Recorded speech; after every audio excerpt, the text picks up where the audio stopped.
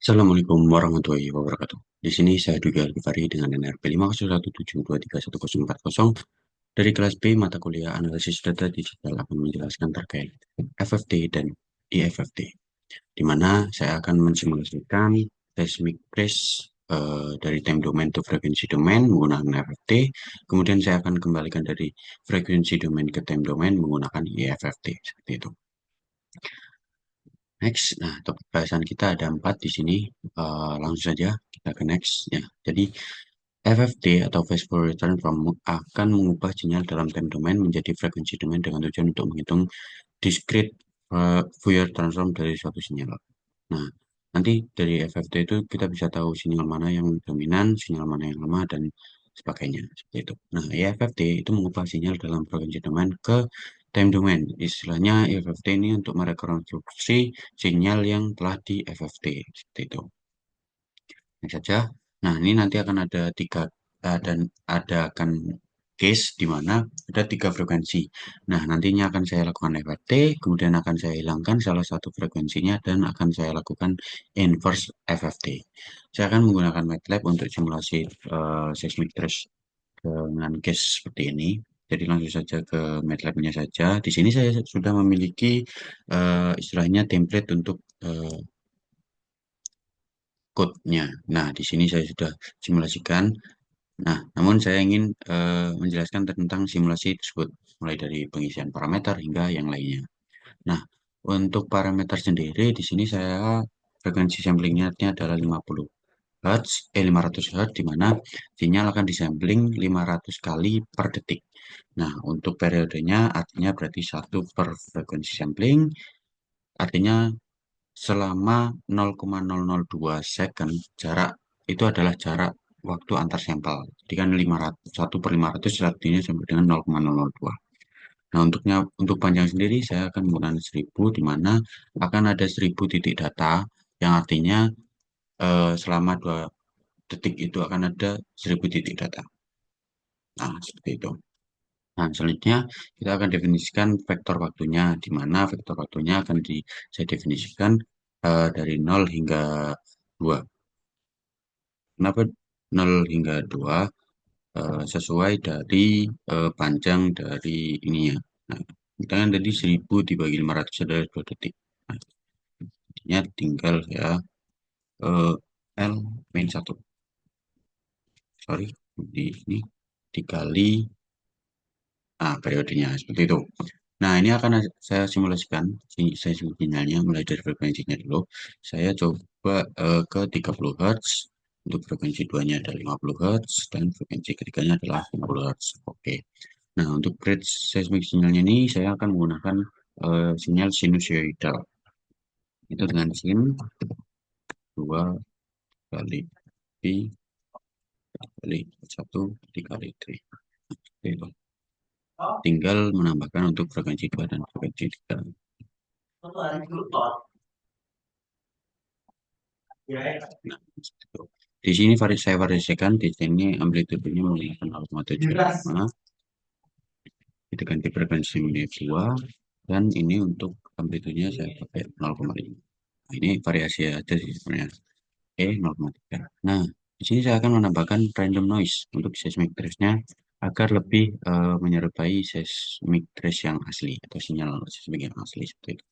Di sini saya tambahkan 0,5 kali random noise dengan tujuan eh, si random noise-nya ini menghasilkan noise Gaussian acak yang tidak terlalu dominan jika dikalikan 0,5. Random noise size. Oke, sip. Untuk seismic-nya jadi tinggal sinyalnya tadi ditambahkan noise. Oke, sip. Lanjut ke compute FFT. Di sini akan definisikan FFT-nya itu seperti apa. Itu. FFT-nya seperti apa? Kita tambahkan. Nah, di sini tinggal tambahkan. Nah, ini. Ini adalah compute FFT untuk seismic trace. Nah, namun kita harus membangun eh, dari time domain ke frekuensi domain. Bagaimana caranya? Di sini kita harus definisikan P2 dan juga P1. Sorry. P1 dengan tujuan P2 dan P1 ini adalah sisi spektrum frekuensi. Jadi, misal kita susun frekuensi 30 Hz, ada sisi sisi yang membangun awal dari 30 Hz dan ada yang membangun setelah 30 Hz. Nah, kita harus bangun itu untuk bisa merepresentasikan frekuensi 30 Hz. Itu kita pakai AWS. Oke, dan ini kedua.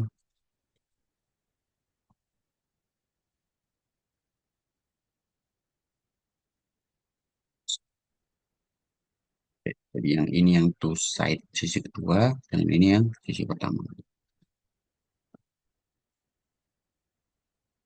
Kita sama dengankan P1 dengan P2 ini.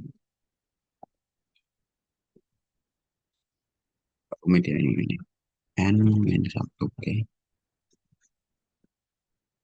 Oke, 2 dikali 1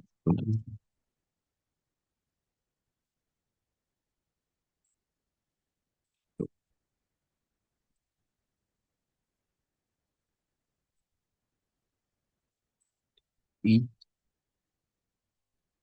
kali nolnya ini. L per 2 per kita definisikan seperti ini. F ini apa? F ini adalah frekuensi vektor dari P1 dan P2. Oke, itu komputer-komputernya. Nah, baru kita di sini saya akan menghilangkan salah satu frekuensinya. Nah, di sini saya ingin coba frekuensi yang F1 nih. F1 yang 30 Hz. Nah, oke, kita kita definisikan itu target yang kita target frekuensi. Target frekuensinya berapa? 30 Hz. Oke, ini lupa. Oke, kita 30 Hz. Nah, kita definisikan yang mendekati mendekati 30 Hz. Gimana caranya? Oh, sorry, saya coba ini. Saya punya codingan yang sudah selesai. Saya ingin copy yang ini paling enggak nih. Nah, saya oke seperti itu. Ya, koma IDX. IDX ini apa? IDX ini adalah frekuensi yang mendekati 30 Hz. Kita cari nih dengan cara minus absolut dari frekuensi dikurangi target frekuensinya. Itu kita cari indeks terdekat ini maksudnya. Nah, setelah cari indeks terdekat, kita harus menghapus frekuensi yang awal dan juga frekuensi akhirnya, atau sisi yang pertama dan kedua sisinya itu. Istilahnya menghilangkan dua sisi dari frekuensi. Tadi kan di sini kita bangun dua sisi spektrum frekuensi. Nah, di sini kita hapus. Caranya dengan YIDX. Kenapa YIDX? Karena kita ingin hapus yang mendekati 30 kan. Kita bisa langsung secara jumlah langsung 30 tidak bisa. YIDX, terus kita pakai N minus IDX plus 2.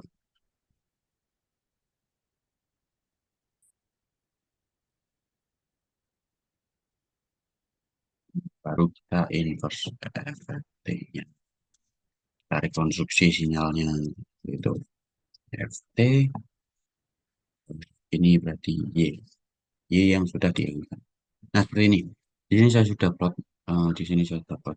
Pasti kalian sudah paham, ini sudah memahami lah terkait plot. Kita pakai subplot, nanti akan ada 3 plot yang di dalam satu figur.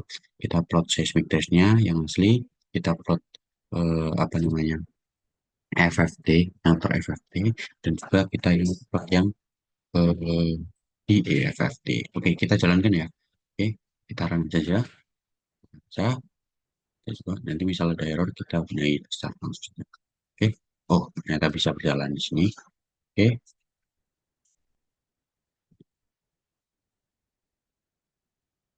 Oh, sorry. Mana nih? Ah, ini. Ini adalah hasil dari code atau simulasi kita.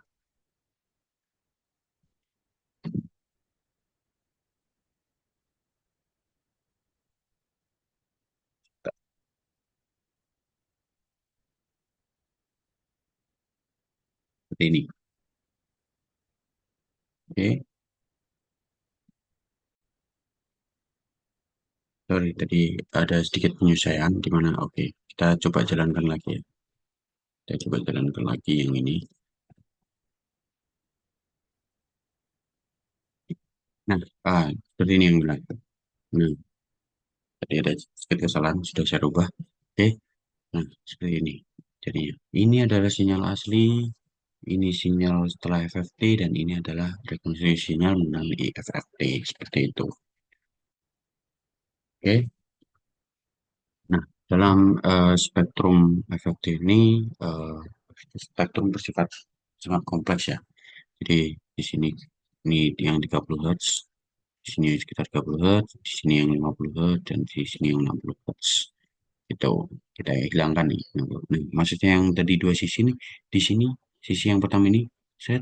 Nah, ini kan mendekati, ini juga mendekati 30. Nah, itu kita hilangkan dua sisi spektrum, hilangkan, baru kita IFFT. Nah, kalau di sini kita rekonstruksi frekuensi juga sama, kita definisikan yang sini, yang sini, mesti yang tadi saya bilang adalah P1 dan P2, kita definisikan sehingga bisa membentuk spektrum frekuensinya seperti itu. Di sini di sini adalah yang masih ada frekuensi 30 Hz, yang di sini yang tidak ada. Ya sudah bilang frekuensi 30 Hz-nya. Oke, sip. Jadi seperti itu eh, simulasi dari FFT dan IFFT.